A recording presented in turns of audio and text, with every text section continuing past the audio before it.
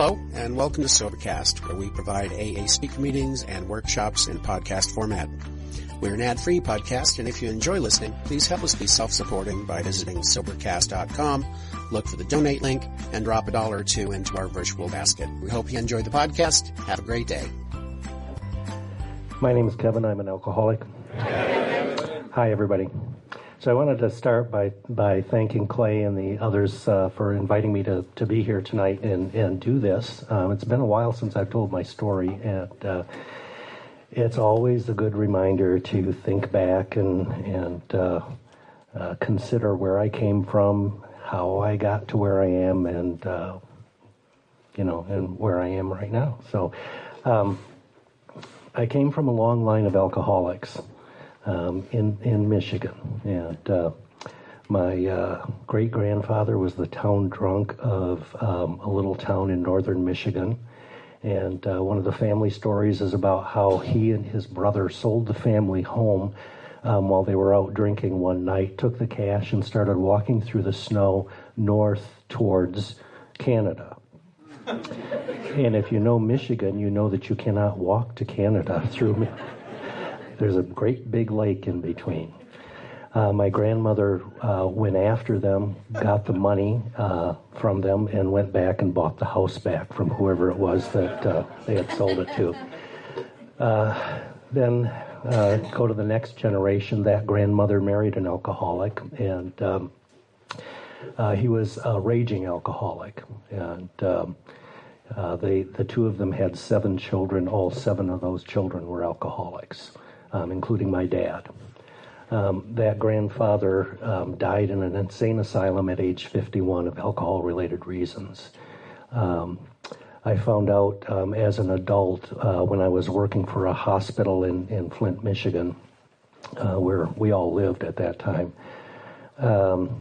that the maintenance shop for the hospital, which was this beautiful old brick building, was actually the asylum. And I was talking to the director of maintenance for the hospital, standing in that building, and came to the realization that my grandfather had died in that building as an alcoholic.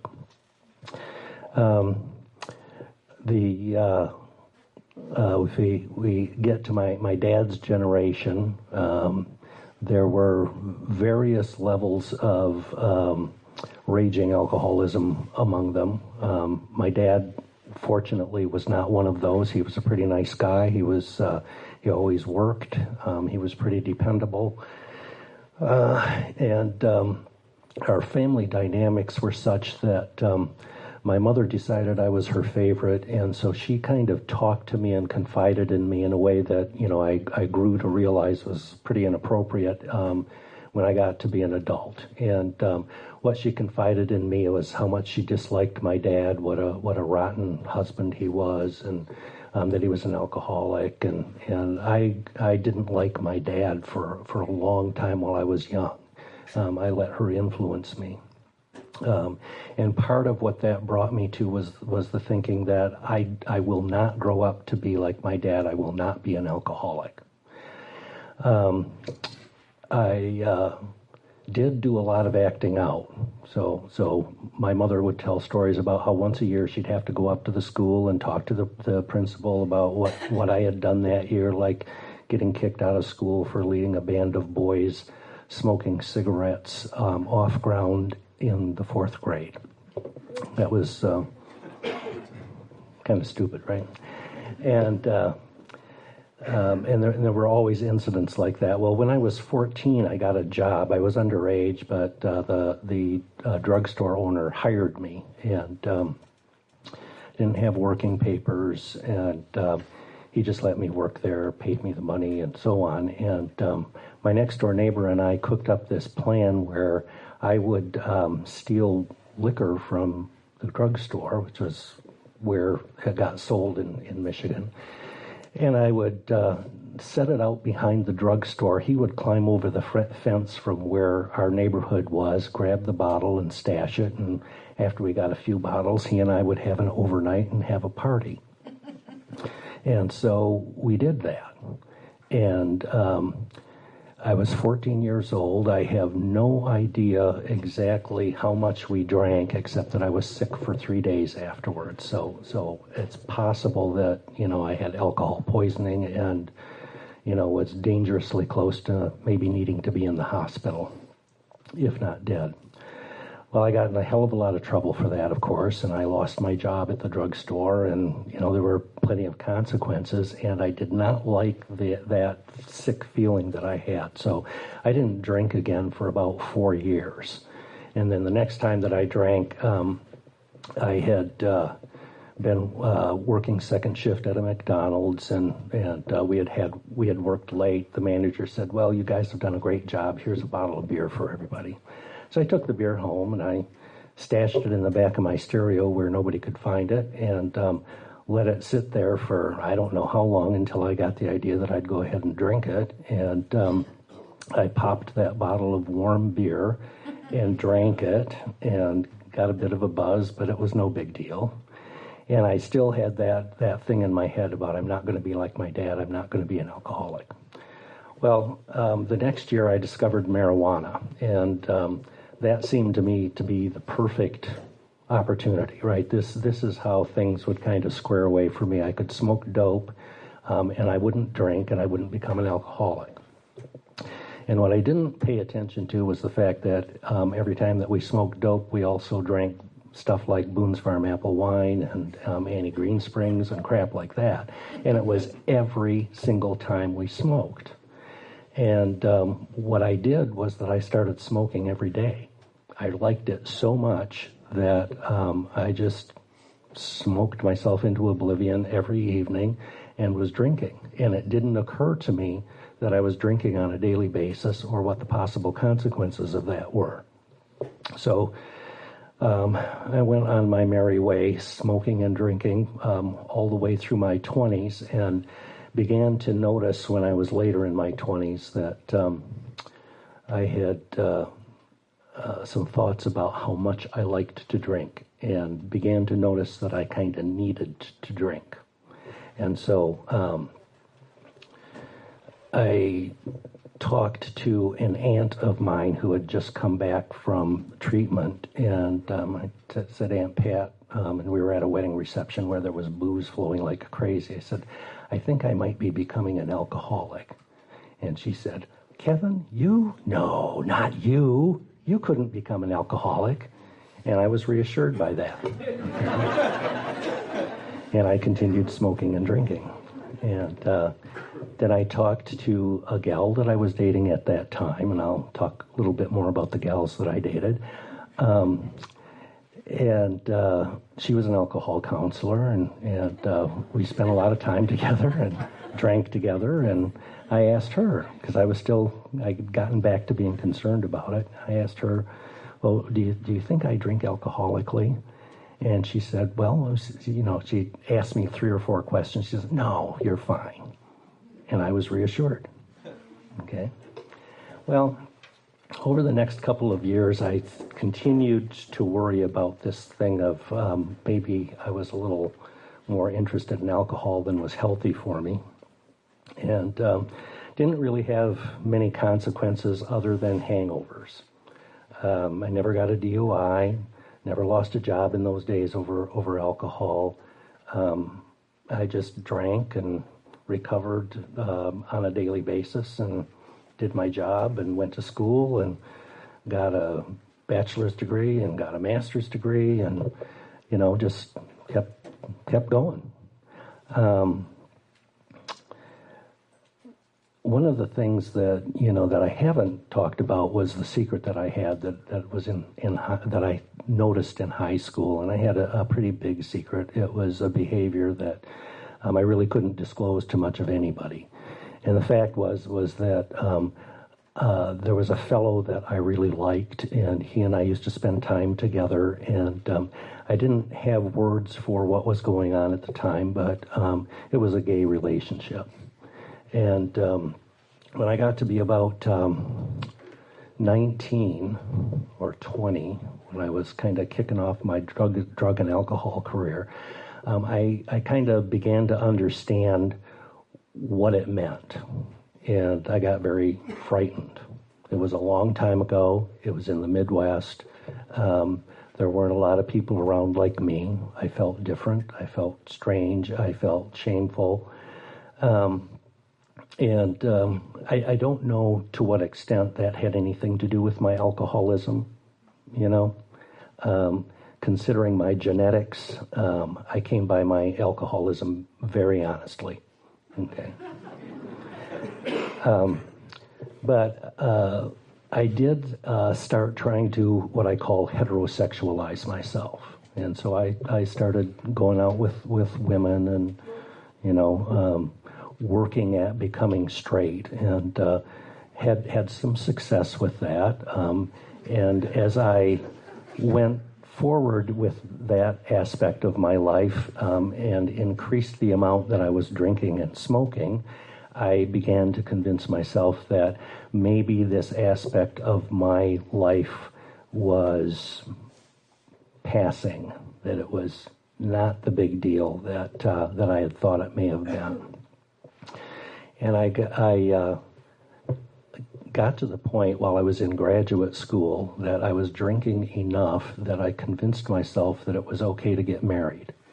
And so I went ahead and got married, and then subsequently we had 2 children who are wonderful human beings. I must say I'm a very lucky person. And I continued drinking. We moved away from Flint right around the same time that I had gone to the doctor and told the doctor that I thought that I was drinking too much. And the doctor gave me some really sound advice. He said, "Don't drink so much." And not to sound a little cynical, but it was an HMO, and if he sent me to a treatment program, it had come out of his pocket. So the solution is don't drink so much. And I did try that. I would talk to myself during the daytime, and I would say, I'm not going to drink today. And so I would have that conversation with myself, and it would go back and forth. And I said, well, maybe I will. No, I won't. Maybe I will. No, absolutely not. I'm not going to drink today. And then I would go to the drugstore on the way home from work and get a bottle and go home and start drinking day after day after day. So then we moved to Idaho, and I am probably middle stage alcoholic by that time, and was getting into reverse tolerance at that point, where I was starting to get drunk quicker on less alcohol. And I had two beautiful little children, and one of the consequences that that occurred then was that I was not always a very good dad. I didn't have good control of my temper sometimes. I hit them too much sometimes, okay? And it's still a consequence today.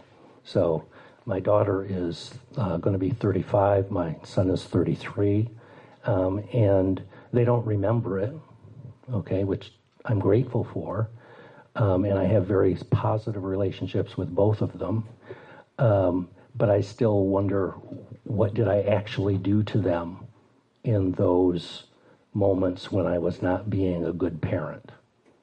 Okay. And I'll never know. They're both healthy, productive human beings. We have good relationships, as I said. They seem to function pretty well. So I don't know. Maybe things would be different if I had been a better parent. Anyway, we get to Idaho, and a little miracle began to occur. And I didn't recognize it as a miracle at the time. But what began to happen was that people who were in recovery started kind of gathering around our family. And I don't know why, but the people that my ex-wife befriended and the people that I befriended were people that were part of recovering families. And nobody said a word to me about my drinking, okay? But there was one guy, Jerry, who was an alcohol counselor, and I talked to him, and I told him what was going on. And one of his comments was, you don't sound like you have any denial about it. And I said, I am an alcoholic. He said, I can't stop drinking. And we would talk, and he'd kind of patch me together and, send me on my way. And the other people were all supportive, good friends. And I lost my job. And I lost my job for a combination of reasons. One of them was the bad judgment of choosing to go into a job that I was pretty sure would be a really difficult job because of one of the main personalities that I would be having to work with all the time. Okay? And I knew that going in, but I thought, well, I can tolerate this for a year. I will get another job after I've been there for a while. And the only problem was this was northern Idaho, and jobs were not easily available. So I lost my job, and money got extremely tight very rapidly. And I got another job that was like 3/4 of the pay that I was getting from the previous job. And things were beginning to get pretty shaky and pretty out of control. I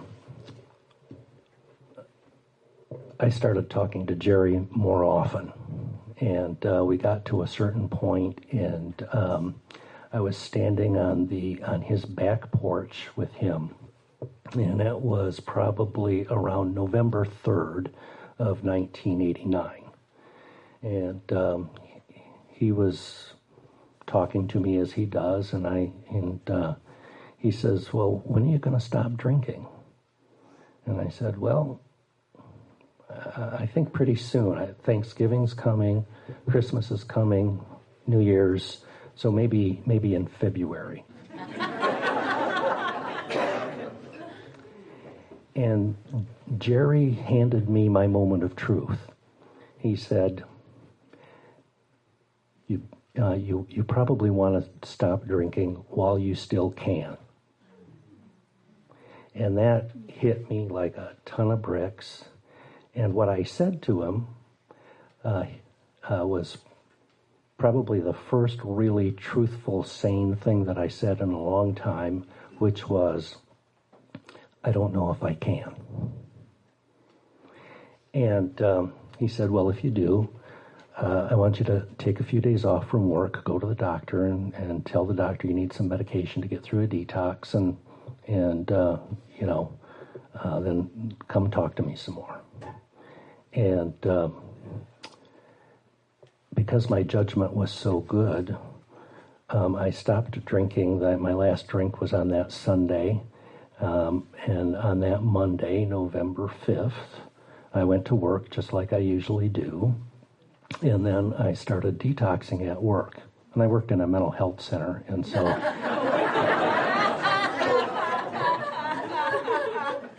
before that, people had thought that I was a counselor, and after that, I'm not sure what they thought. Anyway, I was detoxing at work, and I had never really detoxed before. I'd had these periods of time where I wouldn't drink, and that was part of that job, because I had to be on call for 24 hours a day, 7 days a week for one week every 7 weeks or something like that. So I wouldn't drink in that week. And I didn't have any symptoms of withdrawal. It was the weirdest thing in the world. You would think the amount I was drinking and the length of time I had been drinking, I would have gone into frank detox.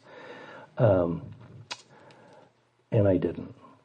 But November 5th, I did. And I had been 24 hours without alcohol, and I started getting the shakes and sweating, and it wasn't terrible, but it was enough for my boss to come up to me and say, you don't look like you feel well, I think you should go home. And of course, my judgment being so very good, I said, oh no, I'm fine, I'll stay. Okay. But I should have gone home. Anyway, I got through that. And because I lived in a small town, I decided that it was probably not a good idea for me to go to AA, because people would then know I was an alcoholic. And you think about that for a minute, right? The florid face, the breath, etc. And so when I decided I would get busy with Alcoholics Anonymous was 1 year later, and I started noticing that I was obsessing about what it felt like to be drunk. And I had enough sense to go back to Jerry and say, this is what's going on, and I think I better start going to AA, and I think I need a sponsor. And so he walked in the other room, and he brings this fellow back, and this fellow was, I had a job on the side teaching at the local college, and so this fellow was one of my students, and he says, here's your new sponsor. And I said, no, this won't work. He says, yeah, trust me, this will work. He'll be really good for you. And he was. He was a great guy. He took me to my first meeting, and I, of course, have the gift of gab. I don't have any trouble shutting up under any circumstances, and I go to my first AA meeting, and I am so tongue-tied that I cannot say a word. I couldn't even say, I'm just here to listen. Okay. But the miracle continued, because after I left that meeting, I noticed a radical transformation in the way that I felt. And that radical transformation was that I felt like I had come home. And it was the best that I had felt in 20 years. I continued to go to AA. And I worked the steps with Joe, my sponsor, and I did some good work in AA and got started at it. It was a wonderful period of time. After 3 years of sobriety, we moved over here, and one of the things that was happening for me was that my little heterosexual pose was beginning to unravel in my head. And I knew that I was kind of in a crisis. And thank God for AA, because that helped me through it. Okay. I felt, so well supported when I lived in Coeur d'Alene. And I move over here, I don't know anybody, and I felt very isolated, and I was struggling with this sexual orientation issue, and trying to deal with life in a new town, and didn't have a job at that time, and, needed to kind of take care of the kids and get the house in order and get moving on the new life. And I was starting to come unraveled, and went to this meeting in Issaquah, and ran into a guy named Max, and I just kind of fell apart with Max and told him everything that was going on, and he listened, and somehow the fact that I was willing to open up to him and he was willing to listen connected me to AA in this area. Then the next week, I noticed how I don't have many AA buddies. I'm pretty isolated, and I went back to this same meeting, and I saw this guy come in, and he was looking really forlorn and kind of, dog-eared and sad, and oh my God, and I thought, I'll bet you this is his first meeting. So I went up to him and I said, "Is this your first meeting?" And he said, "Yeah." And I said, "Well, why don't you stick with me, and I'll show you the ropes, and we can sit together and blah, blah, blah." And that helped me to get better connected to AA. And that fellow is in the room tonight. Okay, so, and it's like, that was 1993. Okay, so there's some longevity there. I've got 6 minutes left. I have to go fast. I had no idea I would talk this much. So I've got another sort of crisis that happened with my AA experience, and I didn't realize it was a crisis at the time. But what happened was that my ex-wife, with whom I'm still very good friends, told me several years ago, "You're the only person that I know that has been sober this long and still goes to AA." And that really stuck in my head, okay? And I was only going to one meeting a week at that time, and I was sort of forcing myself to go because I just was bored as hell with AA. Okay, I was sponsoring a couple of people; they were doing all right. There was absolutely no energy. You know, I was just abdicating my role in taking care of my recovery. So I eventually stopped going to AA, and I stopped going to AA for about 3 years. And everything seemed to be pretty fine. I didn't drink. And then someone that I had known for a long time who had relapsed, I connected with and said, would you like me to be your sponsor? And he said, yeah. And so I thought, well, if I'm going to be somebody's sponsor, I better get a sponsor, and I better get my ass back to meetings, and I better take care of, excuse me, I didn't mean to say that. I better get myself back to meetings and take care of business here properly. And so his relapse actually helped me to get back to AA. And that was 2 years ago. And so I'm feeling very comfortable. I'm getting a little bit of a push from my sponsor to get a little bit more involved than I am right now. And that's okay. It's goodness. And I just, I figured out after I got back to AA how ragged I had gotten while I wasn't going to AA those 3 years. And it wasn't real obvious to other people, but I was starting to get that old unsureness back and questioning myself and, maybe flying off the handle a little bit more than it was good, okay? Maybe a little bit more road ragey than usual. And I'm working on that. I'm trying to make you all safe on the road, so try to take care of business with that. But I'm 27 years sober now. It has not always been a total happy path.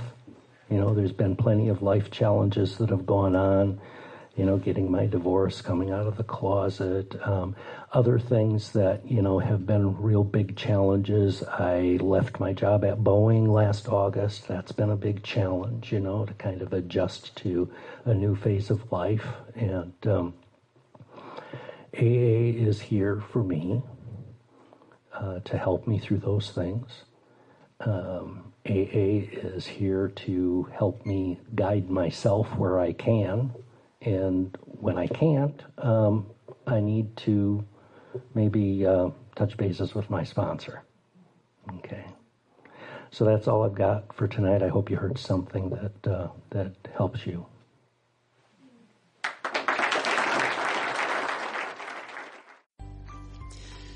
Thanks for listening. I hope you enjoyed the podcast. Sobercast is ad-free, and we'd like your help in order to keep it that way. So if you'd like to help us be self-supporting by pledging $1 or $2 a month, visit Sobercast.com and look for the donate links. Thank you very much.